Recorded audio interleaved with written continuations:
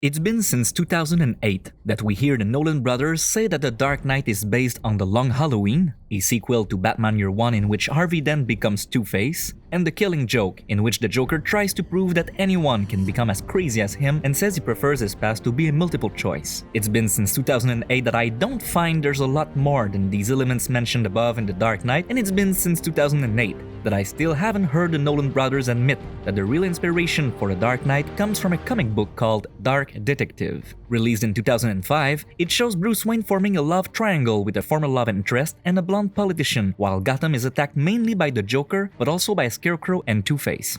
Let's be clear, I have no problem with films based on specific comics. This is what happens when an unstoppable force meets an immovable object. In fact, it should even be that way more often. But what I find hypocritical in this situation is that the Nolan brothers cite The Long Halloween and The Killing Joke because they know how much they mean to the fans, whereas to say that the film is inspired by a comic which clearly not many people have read is less glamorous. If I'm telling you all of this now, it's because that's not what I'll be talking about for the rest of this episode. Welcome to Frank Movie Talks, I'm Frank, and today I'm going to explore The Dark Knight. The Dark Knight is considered to be the Holy Grail, the Philosopher's Stone, the best superhero movie even according to several Marvel fans. So how dare I? How dare you? Yet, that's the goal of this channel and more specifically of this series, to offer a different perspective than the one we're used to. I like The Dark Knight, I showed up to my prom as a fan of The Dark Knight, but if I were to produce another YouTube video that praised The Dark Knight, my channel wouldn't really have a reason to exist. Here we go. The first thing we see when we watch The Dark Knight after Batman Begins is that Gotham has suddenly become blue.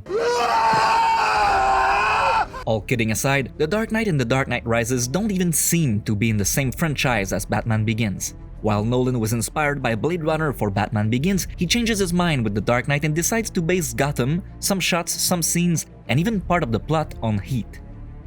You have any idea who you're stealing from? Yes, I do. As well as on other films by Michael Mann.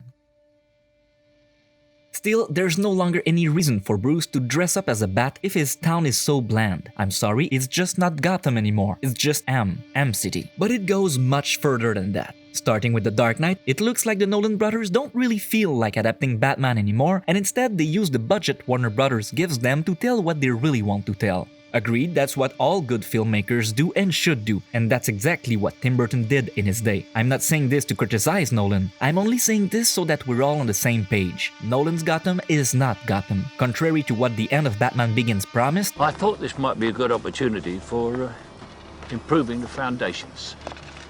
In the southeast corner. Bruce no longer operates from the Batcave. He operates from an underground garage brighter than a dental clinic. Unlike in the comics, which make Two-Face the most unpredictable opponent of Batman after the Joker because he never makes any decisions on his own, which sometimes causes him to screw up his own plans, and the one from the animated series which introduced its young audience to mature themes, Nolan's Two-Face is a one-dimensional vengeful character who finds an excuse to toss his coin again until it does what he wants to do.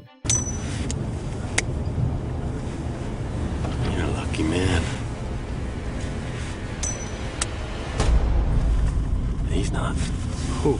Your driver. Batman stops being motivated by the trauma of his parents' murder to become a typical Nolan character, motivated by the death of his wife, his girlfriend, or not even his girlfriend. I hope you understand that I'm not saying that The Dark Knight is a bad movie, I'm just saying that it's not very faithful to Batman's mythology, and that after so many years, it's time to confront the critics a little bit. And what do the critics say? They praise the film because of its extraordinary theme, that Batman represents order, while the Joker represents chaos. It wasn't hard to find out, since Nolan's characters always throw up all the thematic analysis that we need in order to talk about them after. You either die a hero, or you live long enough to see yourself become the villain. I can do those things, because I'm not a hero. I'm whatever Gotham needs me to be. Because sometimes truth isn't good enough. Sometimes people deserve more. Sometimes people deserve to have their faith rewarded. Why is he running, Dad? Because he's the hero Gotham deserves, but not the one it needs right now. First, let me tell you how brilliant that theme is. Batman Begins spends 2 hours explaining that fear represents Batman's superpower, and here comes the Joker, who's unafraid of him and who ordinary criminals turn to because Batman has driven them to despair. In his hospital speech, the Joker says he's a mad dog chasing cars and that he wouldn't know what to do with them if he caught one. An agent of chaos who prefers not to follow a plan to commit his misdeeds, except when he plans the systematic execution of all his accomplices during a bank robbery, except when he plans to flee by slipping among the buses which pass near the bank at exactly the right time, in which he had planned that this bus was going to be allowed to join the others as he emerged from a building that just exploded, except when he knows that Batman will go to China to arrest the underworld banker, except when he foresees that Gordon faked his death and Harvey Dent is pretending to be Batman so he can be arrested and brought to the same jail as a guy with a phone hooked up to a bomb in his belly, and that Rachel Dawes matters as much to Harvey Dent as to Batman. In short, in The Dark Knight, the Joker does not follow a plan and represents chaos all the time, except in The Dark Knight. Maybe the Joker is lying when he gives his speech at the hospital and says he's not following a plan. But if the Joker is lying, that means the critics are lying too, or that they have absolutely not seen the trap that was set for them. The Joker planned to be caught. He wanted me to lock him up in the MCU. But what if the Joker didn't represent chaos so much in his methods, but rather in his goals? You know, the cars he wouldn't know what to do with if he caught them. Well, that doesn't work either, since the film takes great care to explain to us that from the beginning, Joker's goal was to corrupt Harvey Dent, and even the evacuation of the city is part of his plan to prove that the citizens of Gotham are as immoral as he is. This problem comes from the fact that the Nolan brothers tend to force themes into their films even when these themes are not at all compatible with the plot they want to tell. What excited them about the Joker was that he was always 2 steps ahead of Batman, even though that was in total contradiction to their definition of the character. If tomorrow I tell the press that, like, a gangbanger will get shot, or a truckload of soldiers will be blowing up, nobody panics, because it's all part of the plan. But when I say that one little old mare will die, well, then everyone loses their minds. On the contrary, there is absolutely nothing chaotic about attacking the mayor. The intentions of such a move are perfectly understandable. When the Joker kills all the clients in the museum because he suddenly developed an obsession with a war photographer, or follows a father for years just because he cut him off on the road, then he's scary. Then his intentions are incomprehensible. By attacking the mayor, we prove to citizens that no one is safe, and we discourage anyone from taking the job. And it's not because he pretends that this is chaotic that the critics should believe him. You know that I'm telling the truth.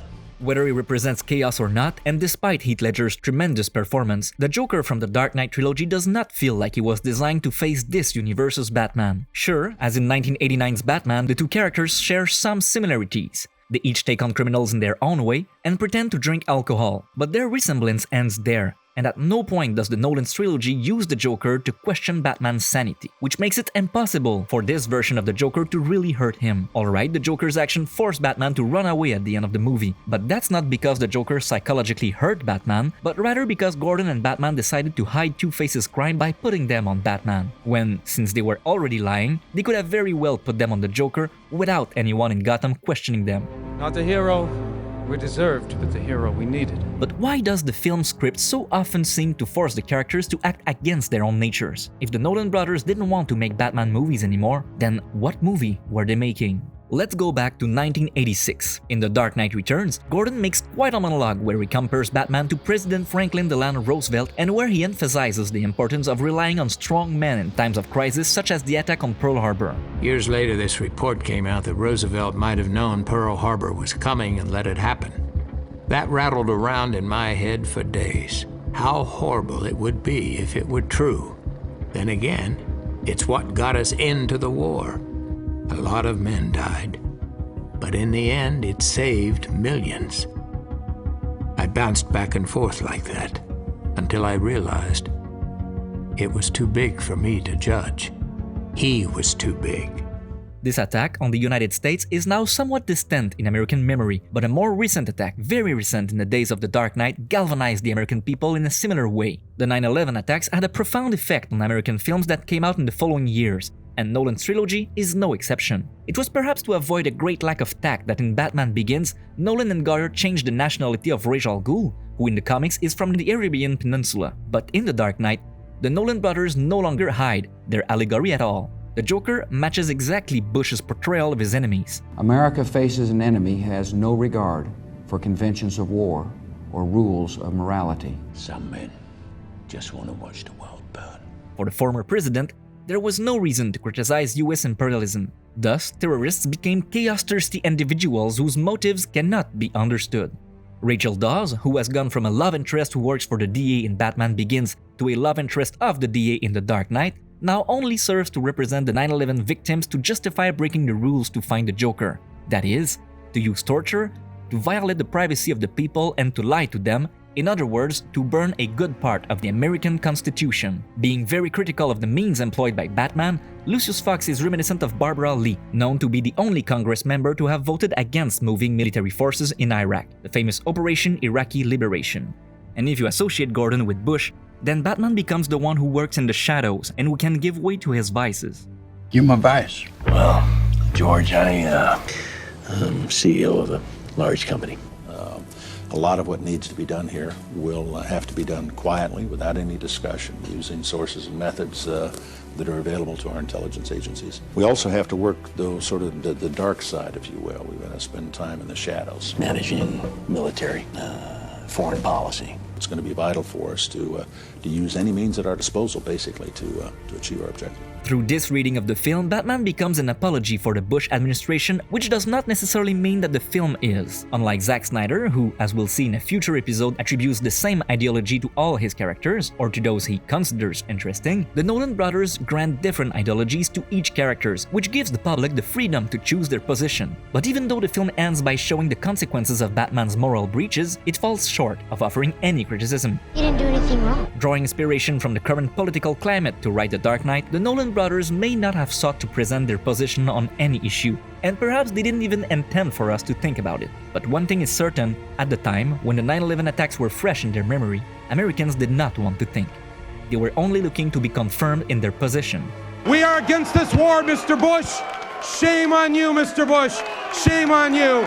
And anytime you've got the Pope and the Dixie Chicks against you, your time is up! Thank you very much! And they were delighted to be able to do so through Batman in The Dark Knight. Looking back, and for all of the previously mentioned reasons, it's time to realize that The Dark Knight might have been the movie Americans needed to believe they were still on the right side of history, but it was not the movie that Batman fans deserved. As always, thank you for watching. I have to tell you, of all the episodes I've uploaded so far, this is the one I've reworked the most because I know how much The Dark Knight is loved. If you need to, YouTube is full of videos ready to contradict me. Feel free to make up your own mind about the movie and subscribe to the channel so you don't miss the next episode about the conclusion of Nolan's trilogy.